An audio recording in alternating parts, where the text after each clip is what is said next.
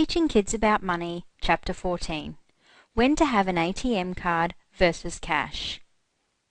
As previously mentioned, nowadays the practice of paying for everything via a plastic card, so an ATM, key card, savings card, etc., is more convenient and commonly used. However, this practice also lends itself to overspending, as it's easy to lose track of what you spent, especially if more than one person is making purchases using the same account. Do you remember in days gone by being paid cash in an envelope or pay packet at the end of the week? If you don't, you may remember your parents coming home and working out what money was needed to keep for essentials. Then they would go to the bank and physically deposit the rest of the money into their account. Nearly everything was paid for by cash. This process ensured that people saw and handled their money and were regularly made aware of how much they were earning and how much they were spending. These days, most lending institutions don't issue a key card or savings card to children until they're in their mid-teens. And we support this requirement as we believe having the physical cash in children's hands teaches them essential life skills such as recognizing what currency looks like and the different denominations, math skills including addition and multiplication, ensuring that they have received the right amount of change when making a purchase and received all of what they've paid for, the responsibility for looking after their money, and the skill of trading goods and services for money. Most importantly, children are able to physically connect to money and place a value on how much it costs to buy what they want. There's no doubt we're all inspired more when our learning takes place in real-life situations. So if you rarely keep money in your pocket and pay for everything using a card, then you may have experienced the following scenario.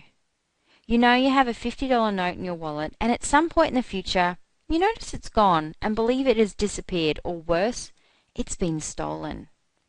You may have found yourself asking the question, where did that money go?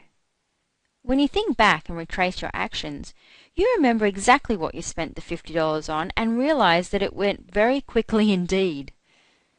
Doing this provides you with awareness of what you spent your money on, and if you don't keep track of it, it's very easy to forget where it went and what it paid for.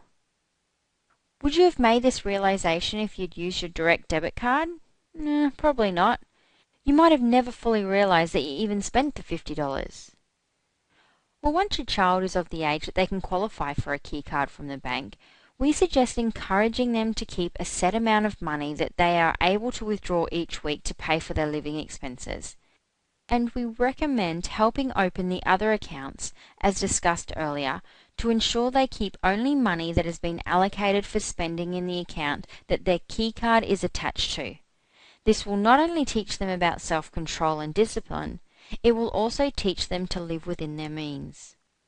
Also, review their bank statements with them and explain to them about the bank fees and charges associated with having a key card, and reiterate that another benefit of withdrawing a certain amount of money each week to live off will limit these fees. Whether they receive them online or hard copy statements in the post, make reviewing these with them a regular part of your monthly family kids home pay meeting. And it's wise to take your children to visit your bank as soon as they are old enough to understand and well before they are eligible to use a key card to provide them with an overview of how the banking system works. Encourage them to fill out their deposit slips and commence establishing relationships with the staff.